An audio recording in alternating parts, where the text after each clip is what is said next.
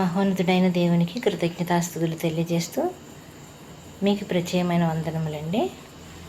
ఈరోజు నేను ఒక గాడిదను పరిచయం చేస్తానండి. బైబిల్లో నుండి గాడిద అంటే మనకు అందరికీ తెలుసు. మనం మామూలుగా మనకి ఇష్టం లేని వాళ్ళు ఏమంటారండి, గాడిద, రే గాడిద అంటాం. ఏదైనా పని చేయకపోతే రే గాడిద బుద్ధి లేదా అంటే మనకి గాడిద అన్నప్పటికీ ఏం గుర్తుకొస్తుంది?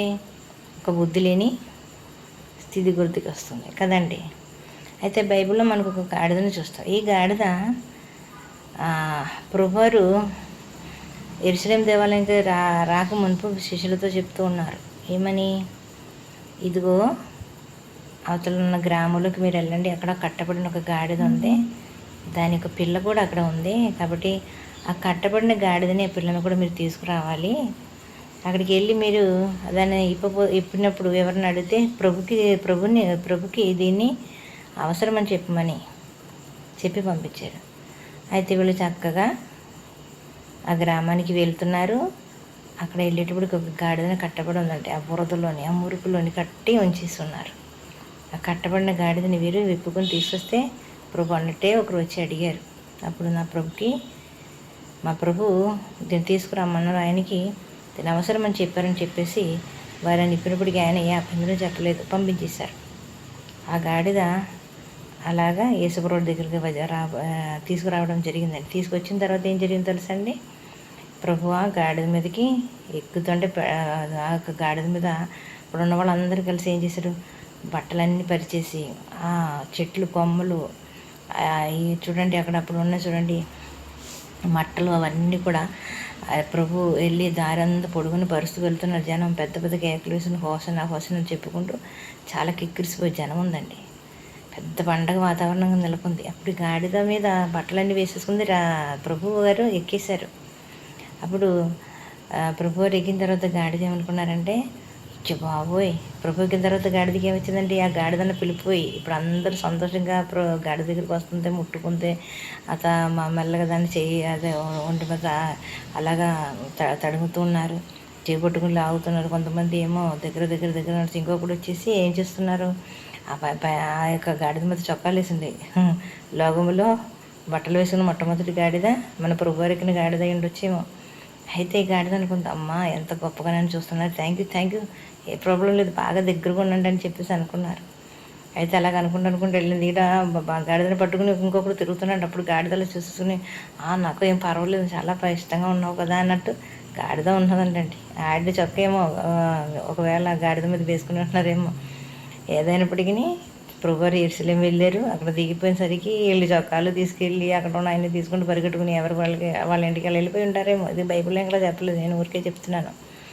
అయితే బైబిల్లో లేని విషయం చెప్తున్నారేమో అని అనుకోకండి. కాబట్టి ఏం జరిగింది? వీళ్ళందరూ వెళ్ళిపోయారు. అక్కడ ఆ యొక్క కార్యక్రమం ముగిసింది, అంతా అయిపోయింది. ఒకరోజు ఈ గాడిద ఇలా పడుకుని ఆలోచిస్తుందంట. ఏమని ఆలోచిస్తుంది? అయ్యో, ప్రభువారు నా మీద ఎక్కేటప్పుడు నాకు ఎంత ఇదిగా ఉండేది, ఒకసారి పని చేస్తాను, యెరూషలేము దాకా ఒకసారి వెళ్ళి చూస్తే ఏదైనా బాగుంది కదా, ఒకసారి వెళ్ళి చూసేద్దామని చెప్పేసి గాడిద మెల్లగా ప్రయాణం పెట్టిందండి.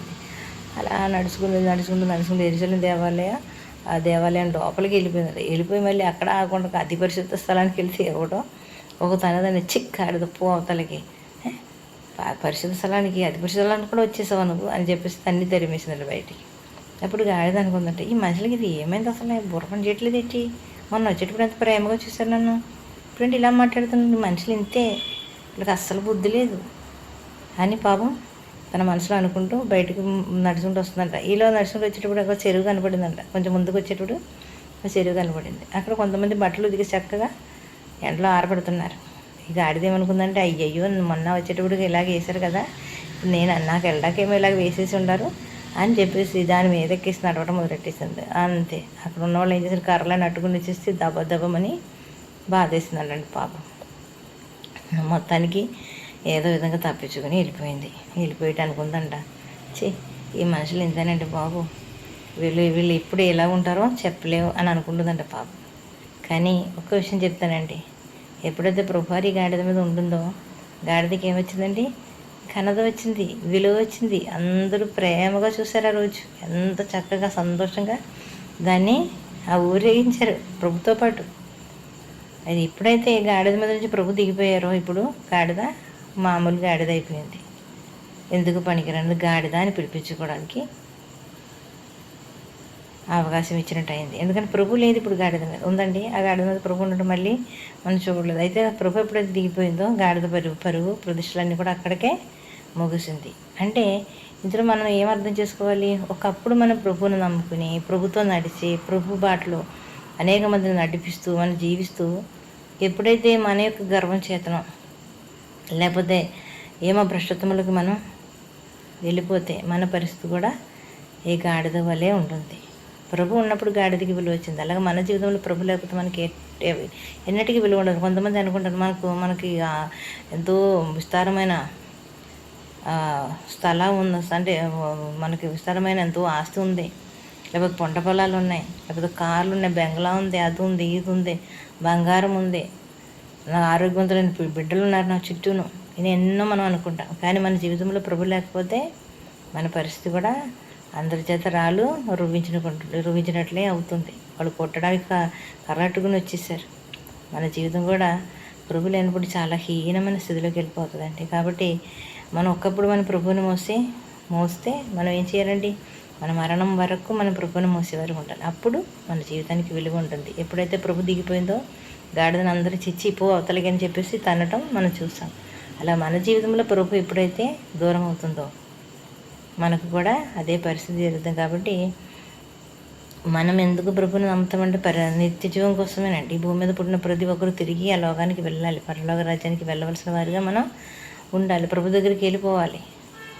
ఈ లోకం మనకి శాశ్వతం కదా, ఎప్పటికీ కాదు. మనం ఎంత సంపాదించు, ఎన్ని స్థలాలు కొను, ఎన్ని పొలాలు కొను, ఎన్ని కొబ్బరి తోటలు కొను, ఎన్ని కార్లు కొను, ఎందుకంటే మనం కట్టుకున్న విలువైన ఖరీదైన ఇదిగోనండి 15,000 2,000 లక్షల మీద పైన ఖరీదైన బట్టలు మనం తొడుకుంటే ఇది కూడా మనతో వస్తుందని మనకి గ్యారంటీ ఏం లేదు. మన చుట్టుపక్కల ఉన్నవారు ఎవరైనా మీద ఒక గుడ్డ పడేస్తే ఓకే అంతే. ఆ తర్వాత మనం ఇదన్నీ మోసపోతామని ఏ గ్యారెంటీలు ఇస్తారో లేదో కూడా మనకి తెలియదు. మన శరీరం నుంచి ఆత్మ వేరైన తర్వాత మనకి ఏమీ తెలియదండి కదా. మనం కానీ ఇదేన్ని చూసి మనం మురిసిపోతున్నామండి.